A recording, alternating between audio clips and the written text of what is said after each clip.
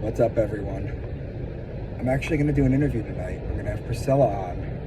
We're going to talk asteroids. There's a lot to get into with asteroids. Also, she has her own YouTube channel now, so all of you, please follow her. I will send links. What did I want to talk to you guys about? I want to talk about how ridiculous the military is. Now, I know you have a lot of proud vets that are out there.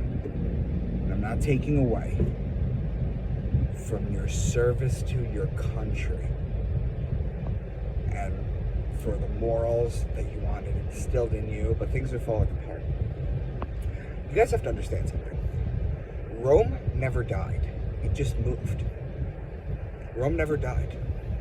I've done a video previously on this. But basically, Rome is being run out of 3 locations. The Vatican City, for spirituality, London, the city of London, for finance, and Washington, D.C. for the military. That's how its tentacles have spread. I don't vote. I encourage people actively not to vote. You're voting for people to get into a government. And once they're in the government, I mentioned this before, these 3-letter agencies, or the branches of the government, they exist to follow their purpose.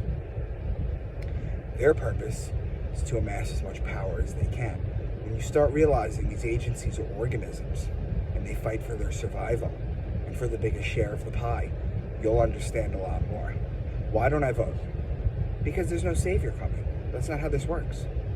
There's no savior coming. The next president, and it blows my mind how people are so one way or the other, left or right, and it's the biggest problem.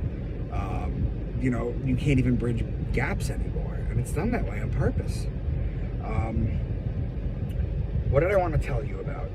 To get to the level of president, they have to have something on you. They do. It's the reason why Assange, Snowden, and Ross Ulbricht will never get pardoned. It's a reason they won't, no matter who's in charge. The president also has blood on his hands. Every time you elect a president, they go and bomb Yemen, they bomb North Africa, they bomb Syria, they bomb Palestine, they bomb everything. They bomb constantly. You gave President Obama a Nobel Peace Prize after he basically went in on false pretenses and destroyed Syria. There is so much blood on these politicians' hands. And for what? If you want to believe that we're the strongest military in the world, you can make an argument for that. I mean, not really anymore, seeing what's going on with the military. But why do we have such a strong military? We're not in the middle of Europe, where we have borders and boundaries that we need to protect, where anyone could just come. Who's going to invade us? We're isolated. Who's going to invade us? Mexico? No, we give them money for their guns. Look at Operation Fast and Furious, where they were running guns to the cartels. Mexico's going to invade us? Canada?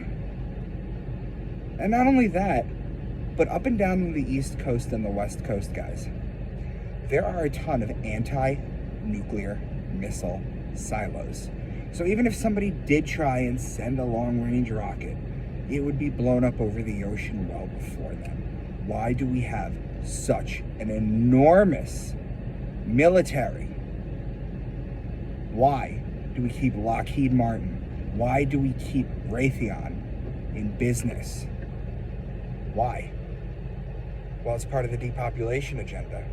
See, at the Bohemian Grove, or it used to be the Bohemian Grove, at least in the 80s, when they actually did child sacrifice, look into the story of Kevin Collins, Anthony Hilder, and the Franklin cover-up, they would decide which people to genocide, because there's a lot of useless leaders out there, and this is one way of depopulation. So ask yourself, why do we need such a robust military? Who's going to invade us? Who? Canada? Mexico? Really? Plus, we're protected on the coast by the anti-nuclear missile silos. Who's going to attack us?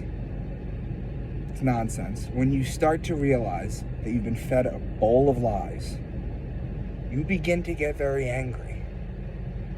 And when I see, on Twitter, I follow the most outrageous people on the left and the most outrageous people on the right to remind me why I stay out of politics. Because it never ends in a good place. And that's what you guys have to begin to do. You have to remove yourself from politics. Because you cannot change the world by getting voted in.